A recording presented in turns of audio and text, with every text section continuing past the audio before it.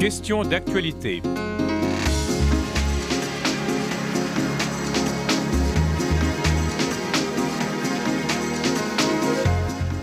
Aujourd'hui, l'émission Coup de foudre papal et 10 résolutions spirituelles pour l'année 2023.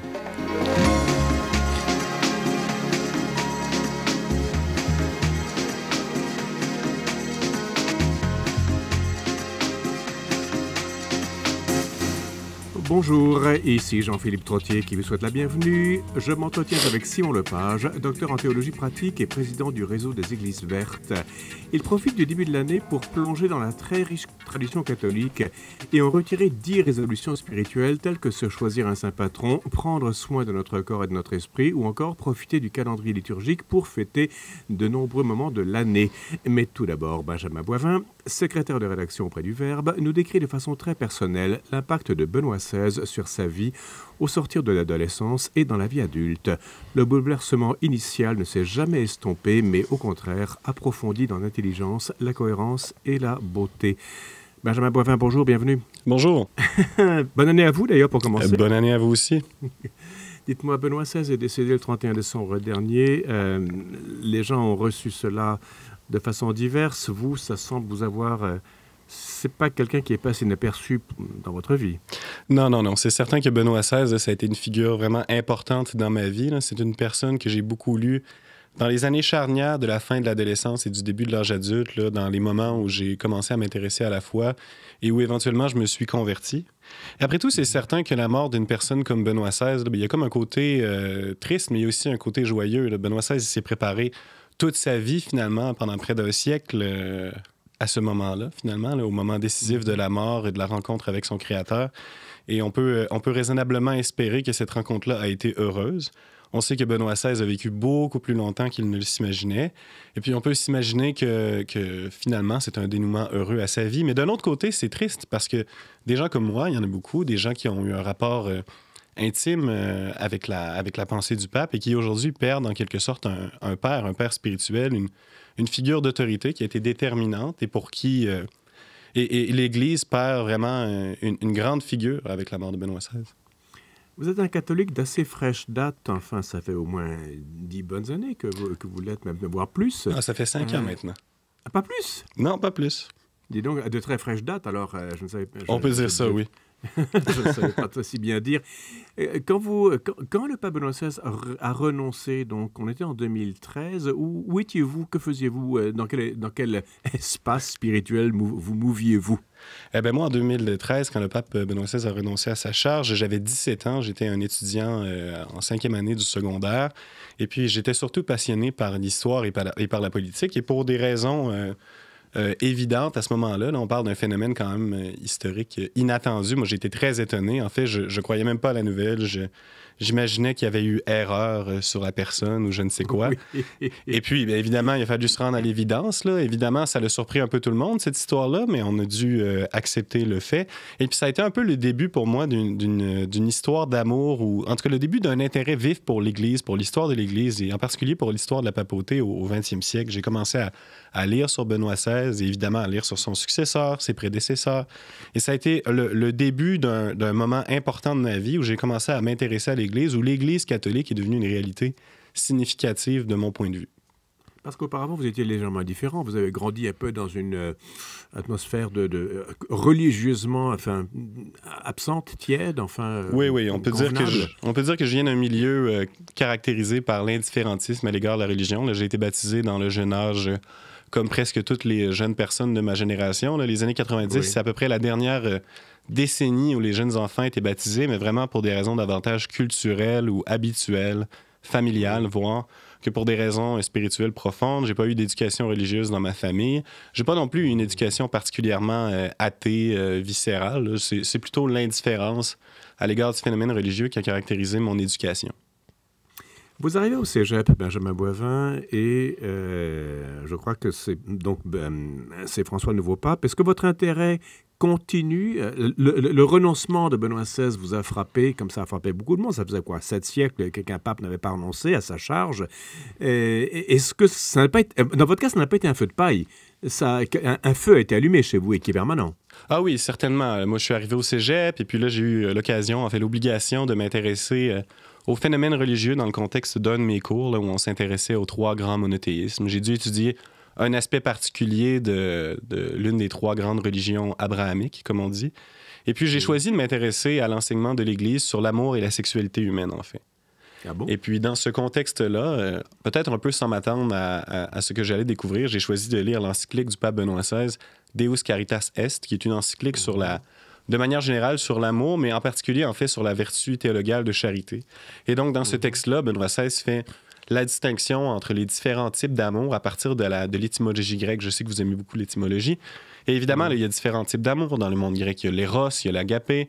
Et puis, Benoît XVI fait ces distinctions-là, fait vraiment une encyclique là, d'une profondeur philosophique, d'une subtilité, où il manie les différents modes de connaissance, la raison humaine, fait, si l'on veut, le pont entre la raison et la foi. Il discute également avec les grands philosophes de l'époque. Là, dans cette encyclique-là, Benoît XVI interagit avec des grands penseurs comme Nietzsche, par exemple. Et puis, moi, j'ai vraiment découvert quelque chose à ce moment-là. J'ai vraiment réalisé que l'Église, à travers la figure de Benoît XVI, mais évidemment pas exclusivement, là, d'aucune manière, que l'Église avait un discours sur l'expérience humaine qui était d'une profondeur que je ne soupçonnais pas. Moi, j'imaginais l'Église, comme beaucoup de mes congénères, je présume, un peu comme une institution liberticide, rétrograde, qui tenait un discours sur les réalités humaines qui était à la fois simpliste et passéiste.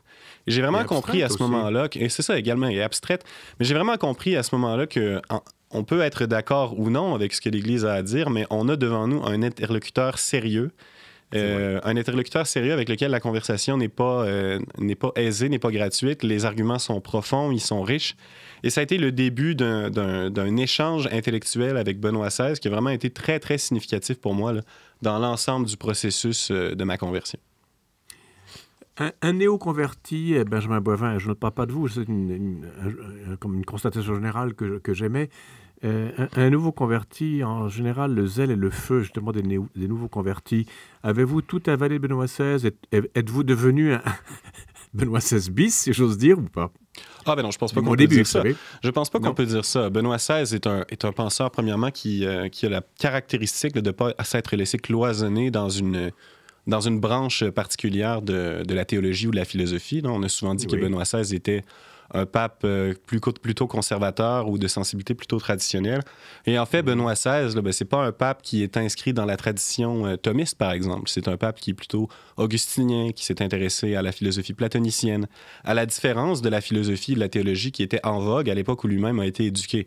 On a souvent aussi posé un contraste entre le jeune Ratzinger de l'époque du Concile et le Ratzinger plus âgé à l'époque où il était préfet de la Congrégation pour la doctrine de la foi. Et là, c'était le contraste entre le Ratzinger libéral et le Ratzinger conservateur, contraste qui, à mon avis, est tout à fait inexact et injuste. Là, je pense qu'il y a vraiment une continuité dans l'ensemble de sa pensée. Il n'y a pas une rupture de mai 68. Là. Malgré c'est une herméneutique de la continuité, j'ai entendu dire. Oui, exactement. Benoît XVI a fait la promotion d'une herméneutique de la continuité, mais il l'a d'une certaine manière incarné dans sa propre vie.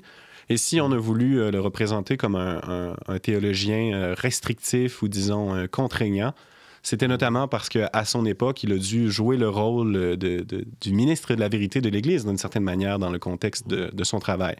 Mais non, Benoît XVI a été une figure importante, mais j'ai aussi eu d'autres influences. Là. J'ai nommé le thomisme, qui, à l'époque de Benoît XVI, au moment de son éducation, était peut-être un peu stérile et restreint, mais qui a connu une certaine renaissance, justement, dans les 20, 30, 40 dernières années, dans le contexte américain, par exemple, et que Benoît XVI n'a pas rejeté, mais qui est une tradition différente de la sienne, finalement.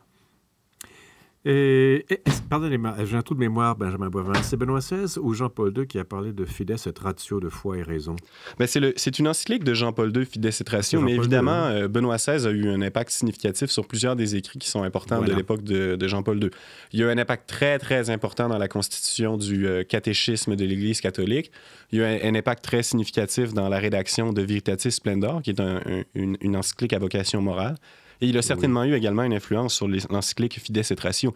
D'ailleurs, le thème de la relation entre la foi et la raison, c'est vraiment un un des thèmes fondamentaux de l'ensemble de sa pensée. Et ça a été un thème véritablement important dans l'histoire récente de l'Église.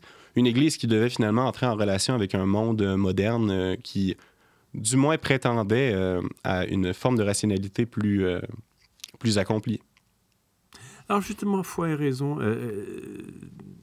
notre époque moderne, je veux dire, c'est pas un jugement que j'aimais non plus, mais c'est que on a tendance à dire que la foi, c'est subjectif, c'est le monde intérieur, c'est le cœur, ça peut se dissoudre dans le sentiment, et puis Dieu sait ce que le sentiment vaut. Et la raison vient pour harnacher tout cela, pour dire oui, non, le vrai, le faux, enfin, et que c'est aussi un peu le gendarme ou le gendarme sec, vous savez, qui n'a aucune compassion. Là, je vous campe de clichés, évidemment. Comment est-ce que vous avez reçu ces enseignements, notamment chez Benoît XVI, sur le rapport entre foi et raison, et on peut rajouter aussi la culture? Oui, effectivement. Benoît XVI a vraiment été un artisan de la déconstruction de ce mythe qui oppose la foi et la raison. La foi et la raison, d'une certaine manière, sont des concepts qui ont été présentés comme des opposés, des notions qui sont mutuellement exclusives, irréductibles, chacune l'une par rapport à l'autre. Et Benoît XVI a été finalement le porteur d'une tradition, d'une longue tradition dans l'histoire de l'Église qui vise à mettre en évidence le fait que la raison et la foi sont des modes de connaissance qui se complètent mutuellement, qui s'enrichissent mutuellement et qui ont vocation à se purifier mutuellement. C'est d'ailleurs ce qu'il a dit dans son très important discours de Ratisbonne en 2006. Là, on se souvient que Benoît XVI avait été à l'université de Ratisbonne, s'adresser à un parterre d'intellectuels de haut rang. Et il avait disserté longuement sur la relation entre la foi et la raison. Et la purification, ça c'est un thème important dans sa pensée, la pureté, la purification. La purification mutuelle que la foi et la raison se devaient l'une à l'autre. Et de quelle manière, finalement, une foi qui serait dépourvue de la raison serait à risque... Ouais, exactement, le fidéisme serait à risque de se laisser aller à ses pires instincts, voire même à entrer dans une forme de fanatisme religieux qui pourrait avoir des conséquences violentes. Mais il dit également de la raison, que la raison humaine qui se penche exclusivement sur le comment faire, la raison instrumentale, elle-même est porteuse de grandes misères et possiblement le véhicule de grandes terreurs, de grandes horreurs. Et donc, dans ce discours de Ratisbonne, qui a été controversé pour des raisons... qui, aux yeux de l'histoire, sont un peu ridicules après tout, mais ça a été un marqueur important. Puis Benoît XVI, c'est vraiment c'est pas une chose qu'on dit souvent, mais je suis d'avis que Benoît XVI est un grand orateur. Il a été un pape qui s'est beaucoup exprimé à travers de grands discours, et là, j'ai nommé le discours de Ratisbonne. Mais évidemment, vous parliez de foi et de culture, il y a un autre discours très important que Benoît XVI a prononcé dans le contexte français, cette fois-ci, devant un parterre de hautes figures de la culture française. Et puis dans le contexte... Oui, c'est ça. C'était au Collège des Bernardins, là, qui est une institution qui a été fondée récemment à Paris, et qui réunit un peu tout le gratin intellectuel catholique français, et devant lequel Benoît XVI s'est exprimé avec beaucoup d'éloquence. Et il fait justement le lien entre la foi et la culture, mais aussi évidemment par l'entremise de la raison. Les thèmes les plus importants dans sa pensée se recoupent un peu toujours. Et je vais me permettre une citation très importante, je crois, que Benoît XVI a prononcée à cette époque. Il dit « Une culture purement positiviste, qui renverrait au domaine subjectif comme non scientifique la question concernant Dieu, serait la capitulation de la raison, le renoncement à ses possibilités les plus élevées, et donc un échec de l'humanisme dont les conséquences ne pourraient être que graves. » Et donc, évidemment, c'est une citation un peu difficile, qui finalement encapsule en très peu de mots beaucoup de choses. Mais ce que Benoît XVI vise à dire finalement dans le discours aux Bernardins, c'est que lorsqu'on exclut la question des fins dernières, la question de Dieu, vraiment les hautes questions dont la foi chrétienne est porteuse, on ne se rend pas plus capable d'interagir avec le monde d'une manière intelligente, on ne se rend pas plus rationnel. Au contraire, on met son intelligence, on met son âme en laisse. On se limite à une partie du monde qui est très limitée, finalement. On se limite à une partie de la réalité qui est très restreinte au monde matériel, à la question du comment faire et pas la question du pourquoi faire. Et donc, finalement, Benoît XVI, dans ce discours-là, enjoint, et c'est vraiment une injonction à la culture européenne, de retrouver ses racines pour être capable d'être véritablement elle-même, de se déployer au maximum de ses capacités. Manifestement, son message a été très mal reçu. Enfin, quand on lit les médias courants et de fort tirage, vos propos jurent avec ce qu'on entend ou ce qu'on a entendu pendant son pontificat. C'est vrai que Benoît XVI a été un pape qui a été probablement mal reçu ou mal compris par une partie du monde médiatique occidental. Il y a probablement plusieurs raisons qui l'expliquent. Après tout, Benoît XVI était un tempérament intellectuel. Il n'a jamais vraiment voulu devenir évêque. Il n'a jamais vraiment voulu devenir préfet de la Congrégation pour la doctrine de la foi ou encore moins pape. C'était vraiment un tempérament intellectuel, un théologien, un philosophe de renom. Et il a, par un acte de service, accepté de remplir des fonctions pour lesquelles il ne se sentait pas destiné.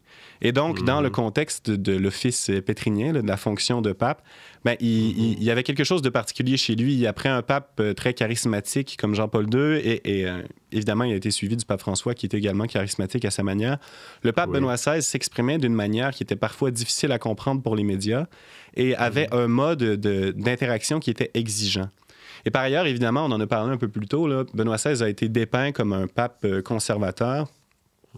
Et évidemment, le conservatisme a mauvaise réputation dans le monde médiatique occidental de manière générale. C'est donc un autre aspect qui a eu pour effet de faire un portrait de lui qui est, à mon avis, tout à fait injuste, finalement, parce que Benoît XVI est reconnu comme un théologien d'une grande sensibilité. Il a souvent exprimé que, selon lui, la profondeur de sa foi, vraiment la racine de sa foi, on pouvait la rattacher à l'expérience très simple qu'il a eue dans sa famille, dans le contexte de la société catholique bavaroise du début des années 20. Et donc, Benoît XVI, je crois, a été représenté comme un pape du conservatisme, un panzer cardinal. Et je pense que c'est une image qui est fondamentalement injuste. Et je pense qu'il est de bon ton, maintenant qu'il est décédé, de corriger cette image, d'essayer de montrer de quelle manière Benoît XVI a contribué au développement d'une église vraiment qui est davantage tournée vers sa finale, vers le Christ. Et puis, on doit dire que Benoît XVI, à l'intérieur de l'Église, il a été vraiment le pape d'une génération, une génération notamment de nouveaux convertis comme moi, là, je ne suis pas le seul dans ma situation, de nouveaux prêtres également, qui ont vraiment voulu s'enraciner dans la tradition de l'Église. Et c'est l'un des grands thèmes de la pensée de Benoît XVI, la tradition, le juste rapport à la tradition. Et justement, la tradition qui est ni conservatrice ni progressiste, elle est à un autre niveau. Oui, tout à fait. Benoît XVI, selon lui, évidemment, l'expérience de la tradition dans l'Église, c'est de poursuivre ce qui s'est fait dans le passé, là, qui est un donné, là, qui n'est pas quelque chose qu'on a choisi de faire de notre propre génie humainement. Là. La tradition de l'Église, c'est la poursuite d'une œuvre de Dieu lui-même. Et puis, pour Benoît XVI, ça se décline dans différents domaines de l'expérience chrétienne. Ça se décline évidemment dans le domaine théologique. Benoît XVI a longuement voulu faire la promotion d'une herméneutique de la continuité, comme vous le disiez, de montrer en quoi l'Église d'avant le Concile et l'Église d'après le Concile, c'est une seule et même Église, que les développements que l'Église a connus durant le Concile sont des développements organiques et pas une rupture dans l'histoire de l'Église. Et ça s'est aussi décliné, évidemment, dans le contexte de la liturgie. Benoît XVI, qui a participé au Concile Vatican II, s'est désolé beaucoup d'un appauvrissement des formes liturgiques à partir des années 70-80. C'est pas lui qui disait aussi que la crise de la foi actuelle en Occident était avant tout une crise liturgique? Oui, pour Benoît XVI, la liturgie, en particulier, évidemment, l'Eucharistie, c'est le centre, la source et le sommet de l'expérience chrétienne, comme nous dit le Concile Vatican II. Et donc, lui, il cherche à tirer les conséquences de ça. Mais il insiste sur le fait que la crise liturgique des années 70, 80, 90, c'est pas le résultat des intentions du Concile, c'est plutôt des abus qui ont eu lieu suite à une interprétation erronée du Concile, une interprétation qui était fondée sur ce qu'on appelle, j'ouvre des guillemets, l'esprit du Concile, que Benoît XVI s'est acharné durant l'ensemble de sa carrière à chercher à corriger, en tournant les chrétiens vers le texte du Concile et en faisant la promotion. Donc, on parle pas du tout d'un pape qui a été réactionnaire ou qui a voulu revenir sur les décisions du Concile. Il a été un fidèle représentant de l'œuvre du Concile toute sa vie. Et à ce titre, il est à distinguer d'une mouvance traditionnaliste dans l'Église qui existe également, mais qui a tendance à rejeter le Concile Vatican II et la réforme liturgique sur le plan des principes, ce que Benoît XVI n'a jamais voulu faire. J'ai connu, il nous reste quoi, 2-3 minutes, Benjamin Boivin. Moi, j'ai connu Benoît XVI par la lecture de 2 livres. C'était le journaliste allemand Peter Sewald, qui avait été journaliste au Stern et au Spiegel, 2 revues très réputées. Il avait interviewé Benoît XVI. La première fois, c'est le cardinal Ratzinger, c'était le sel de la terre ou la lumière du monde. Et le deuxième, c'était quand il était pape. Et c'était l'autre titre, donc la lumière du monde ou le sel de la terre. Et je crois qu'il y a un autre livre d'entretien assez récent d'ailleurs, non? C'est par lui que j'ai connu la pensée, l'homme, l'honnêteté de cet homme, Benoît XVI. Oui, c'est vrai. Ce sont des livres qui sont extraordinaires, là, des grands entretiens qui ont été vraiment... exact. Et intelligemment fait. Une nouveauté dans l'Église, hein, parce qu'on n'avait pas l'habitude de lire des entretiens de 200, 300 pages avec un pape. Et donc, évidemment, il y a eu le livre durant l'époque où il était cardinal, celui durant l'époque où il était pape, et plus récemment, celui durant l'époque où il a été pape émérite. Et Peter Sivald est par ailleurs l'auteur d'une biographie très imposante de Benoît XVI en 2 volumes, que je suis d'ailleurs en train de lire, et qui est véritablement fascinante. Elle a été écrite en allemand, elle a été publiée en anglais, éventuellement elle a été traduite en français. Et c'est vraiment un monument de reconnaissance à l'égard d'un homme qui l'a converti, parce qu'on sait que Peter Sivald, lorsqu'il a rencontré, c'était à l'époque Ratzinger, n'était pas chrétien, et il est devenu au contact de Benoît XVI. La personne de Benoît XVI, sa profondeur, et à travers lui, évidemment, le Christ dont il était témoin, ont amené Peter Sivald à la conversion. Et son esprit d'écoute, parce qu'il accueillait... Il y a aussi des entretiens avec des philosophes, Jürgen Habermas ou Flores de Arcais, ouvertement athées. Ce sont des discours extrêmement... Des entretiens extrêmement enrichissants. On voit un Benoît XVI extrêmement respectueux de l'autre. Oui, c'est d'ailleurs un élément, et Peter Sivald le montre bien dans sa biographie, c'est vraiment un élément fondamental de la personnalité de Benoît XVI. Il croyait beaucoup à ça. Il a d'ailleurs été très tolérant. On l'imagine comme un panzer cardinal, comme je l'ai déjà dit, mais il a d'ailleurs été très tolérant dans les années 70 à l'égard d'abus théologiques évidents. Et vraiment... Et on va arrêter ici, Benjamin Boivin. Très bien. C'est tout le temps qu'on a. J'ai tant de choses à dire. Je crois que vous allez revenir tôt ou tard à ce micro pour continuer à cette réflexion sur Benoît XVI. Vous êtes secrétaire de rédaction auprès du Verbe, le-verbe.com. Est-ce que votre réflexion va paraître sur la revue, sur le site? Enfin, on pourra lire ce que vous venez de raconter ou pas? Oui, on pourra en lire quelques mots dans les prochains jours. Benjamin Boivin, le-verbe.com. Merci beaucoup. À une prochaine. À la prochaine.